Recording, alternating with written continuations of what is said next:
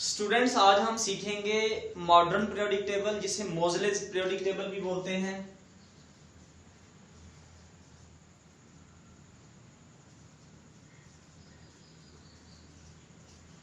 उन्नीस 1911 में मोज़ले ने एलिमेंट्स को एटॉमिक नंबर की बेस पर अरेंज किया।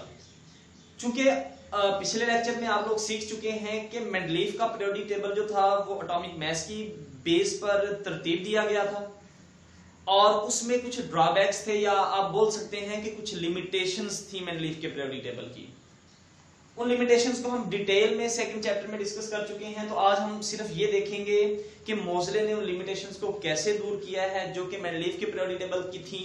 जैसे कि एटॉमिक नंबर की डिस्कवरी होती है, मोज़ले 1911 में एटॉमिक नंबर को डिस्कवर करता है, तो साइंटिस्ट केमिस्ट को पता चलता है कि एलिमेंट्स की प्रॉपर्टीज एक्चुअली एटॉमिक मास पे डिपेंड नहीं करती, एटॉमिक नंबर पे डिपेंड करती हैं। तो इसी बेस पर पीरियोडिक टेबल को अरेंज किया जाना चाहिए, एलिमेंट्स को अरेंज किया जाना चाहिए। तो मोज़ले ने एटॉमिक नंबर की बेस पर एलिमेंट्स को अरेंज किया।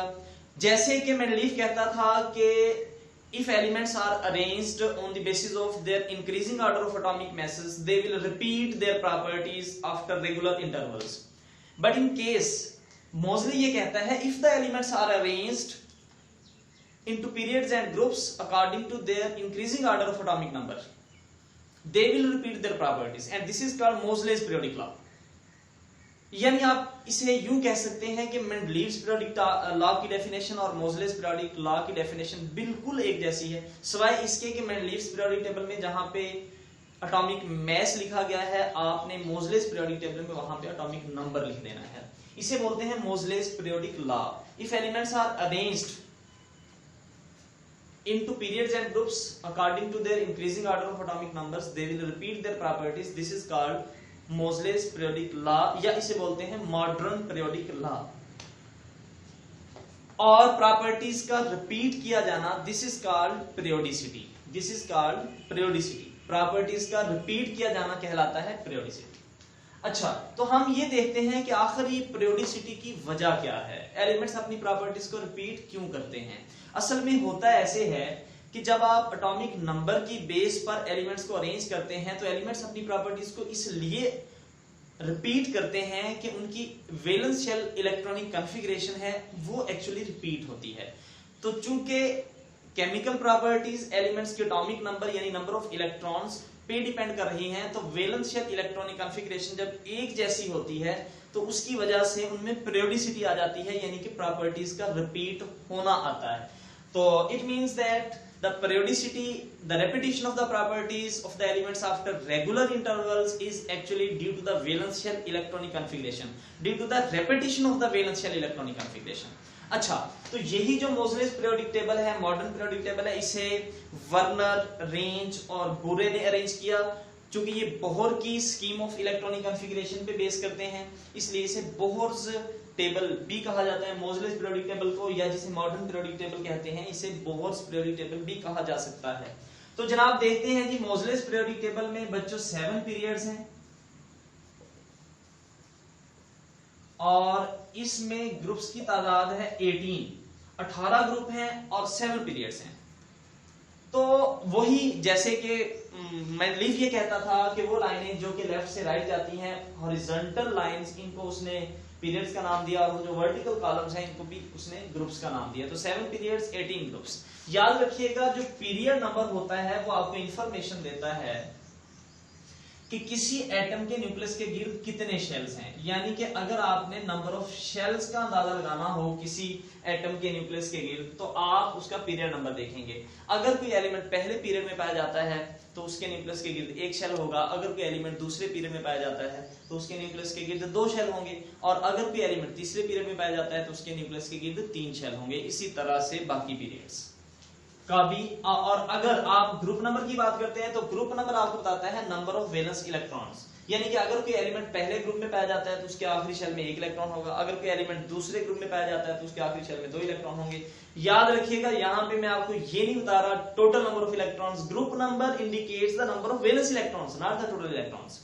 So you should know, if the element is present in first group, it means that there is only 1 electron in the valence shell of that atom, not the total number of electrons. I am talking about the valence shell number of electrons.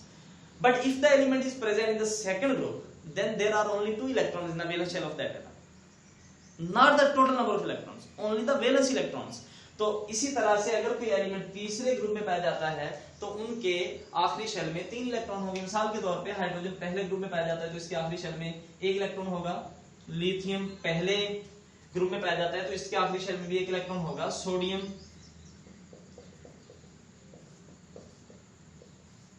पहले group में पाया जाता है तो इसके आखिरी shell में भी 1 इलेक्ट्रॉन होगा। टोटल इलेक्ट्रॉन्स की बात नहीं कर रहे, वैसे तो इसमें टोटल इलेक्ट्रॉन 1 है, इसमें टोटल इलेक्ट्रॉन है 3 और इसमें टोटल इलेक्ट्रॉन है 11। अब टोटल इलेक्ट्रॉन्स की तो हम बात ही नहीं कर रहे, हम आखिरी शेल के इलेक्ट्रॉन की बात कर रहे हैं। आखिरी शेल इसका हो उसमें भी 1 इलेक्ट्रॉन, इसका उसमें भी 1 इलेक्ट्रॉन, इसका हो उसमें भी 1 इलेक्ट्रॉन। तो ग्रुप नंबर बताता है आपको वैलेंस शेल इलेक्ट्रॉन्स के बारे में कि आखिरी शेल में कितने इलेक्ट्रॉन है, ये आपको बताता है ग्रुप्स। तो अब हम देखते हैं जी मोजलेस पीरियोडिक टेबल में एक्चुअली मोजले ने कौन कौन सी हैं जो कि अमेंडमेंट्स की हैं मेंडलीफ के पीरियोडिक टेबल में।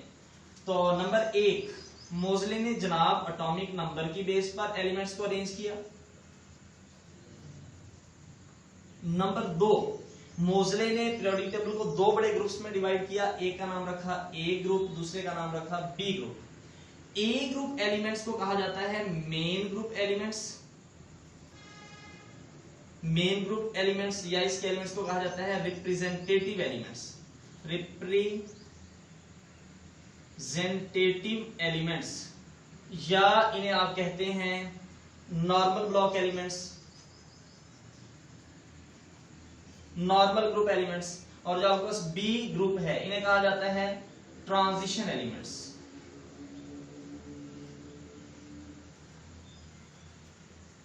Transition elements.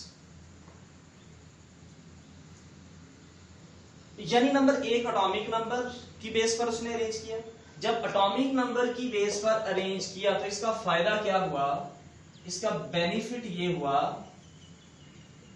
कि आपको आइसोटोप्स के लिए सेपरेट पोजीशंस नहीं बतानी पड़ी, यानी पोजीशन ऑफ आइसोटोप्स भी हल हो गई।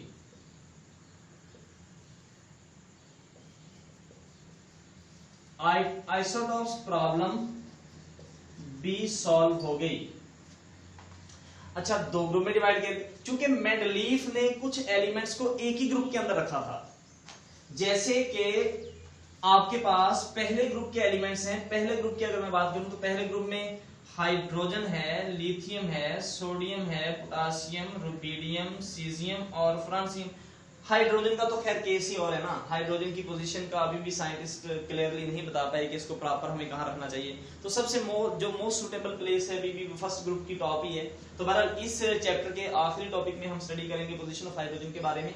अच्छा, ये जो एलिमेंट्स हैं इनको मोजले ने कहा first A, including this also first A. ये सारे के सारे फर्स्ट ए ग्रुप एलिमेंट्स। अच्छा, जो फर्स्ट बी ग्रुप बनाया मोजले ने, उसमें जो एलिमेंट्स थे वो कॉपर था, सिल्वर था, गोल्ड था।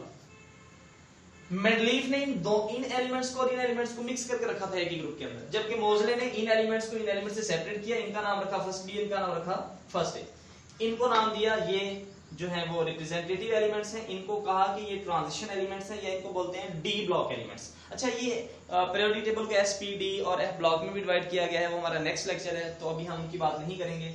अच्छा, इसी तरह से जो एक और काम किया मोजले ने, नंबर 3, यानी कि पहला काम ये, दूसरा ये और तीसरा काम जो मोजले ने किया। अच्छा, इसकी मैं आपको एक और एग्जांपल देता हूं। जो periodic table, modern periodic table का सेकंड ए है और सेकंड बी है, इनके जो एलिमेंट्स थे मिसाल के तौर पे इसमें बेरिलियम है, मैग्नीशियम है, कैल्शियम है, स्ट्रोंशियम, बेरियम और रेडियम। इन एलिमेंट्स को और इन एलिमेंट्स को, इसमें जिंक है, कैडमियम है और मरकरी। मेंडलीफ ने इन एलिमेंट्स को इकट्ठे रखा था एक ही ग्रुप के अंदर, जबकि मोजले ने इन एलिमेंट्स को इन एलिमेंट्स से अलग किया। अच्छा, तीसरी बात जो मोजले के पीरियोडिक टेबल की है, मोजले ने लेंथेनाइड्स और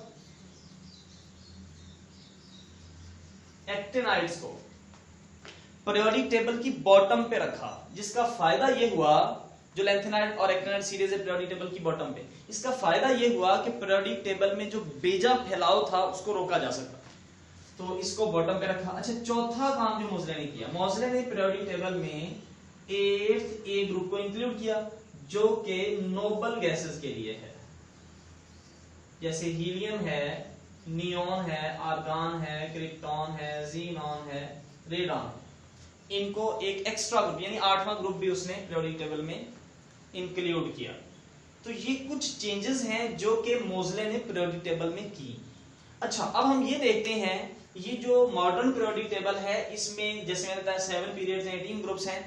तो पीरियड क्या बताते हैं, ग्रुप क्या बताते हैं, ये मैंने आपको बता दिया। अब थोड़ा सा मैं आपको और बता दूं जो पीरियड्स हैं, अगर आपके पास ये जो लाइनें लेफ्ट से राइट जाती हैं, तो जो पहला पीरियड है, पहले पीरियड के अंदर सिर्फ 2 एलिमेंट्स हैं, इसे बोलते हैं शॉर्टेस्ट पीरियड, शॉर्टेस्ट पीरियड। अच्छा, जो दूसरा पीरियड है इसके अंदर 8 एलिमेंट्स हैं, तीसरे पीरियड में भी 8 एलिमेंट्स हैं, ये पीरियड नंबर है, ये एलिमेंट्स हैं। तो इन दोनों पीरियड्स को बोलते हैं शॉर्ट पीरियड्स। और जो चौथा और 5वां पीरियड है इसमें 18 एलिमेंट्स हैं, इसमें भी 18 एलिमेंट्स हैं, इन्हें लॉन्ग पीरियड्स बोलते हैं। और ये छठा जो है और 7वां, छठे में 32 एलिमेंट्स हैं, इसे बोलते हैं लॉन्गेस्ट पीरियड। और 7 जो है इसमें 26 एलिमेंट्स हैं और ये अभी इनकम्प्लीट है, इनकम्प्लीट। स्टूडेंट्स, आज जो हमने सीखा है मोज़ले ने अपने पीरियोडिक टेबल को किस बेस पर अरेंज किया, इसने मेंडलीव्स पीरियोडिक टेबल की जो लिमिटेशंस की उनको कैसे रिमूव किया, ये हमने सीखा। पीरियड नंबर हमें क्या बताता है, ग्रुप नंबर हमें क्या बताता है, शॉर्टेस्ट पीरियड्स कौन से हैं, शॉर्ट पीरियड्स कौन से हैं, लॉन्ग पीरियड्स कौन से हैं और लॉन्गेस्ट पीरियड्स कौन से हैं, या इनकम्प्लीट पीरियोडिक टेबल का पीरियड कौन सा है। अच्छा, एक बात और आपको बताता चलूं, ग्रुप के बारे में मैंने आपको बताया 18 ग्रुप्स होते हैं, और ये भी मैंने आपको बताया कि जो ग्रुप नंबर होते हैं वो आपको बताते हैं क्या, नंबर ऑफ वैलेंस इलेक्ट्रॉन्स के बारे में। तो स्टूडेंट्स, उम्मीद करते हैं जी आज के लेक्चर की आपको समझ आई होगी। इस लेक्चर को याद कीजिएगा अपने करिकुलम के लिए। अल्लाह हाफिज।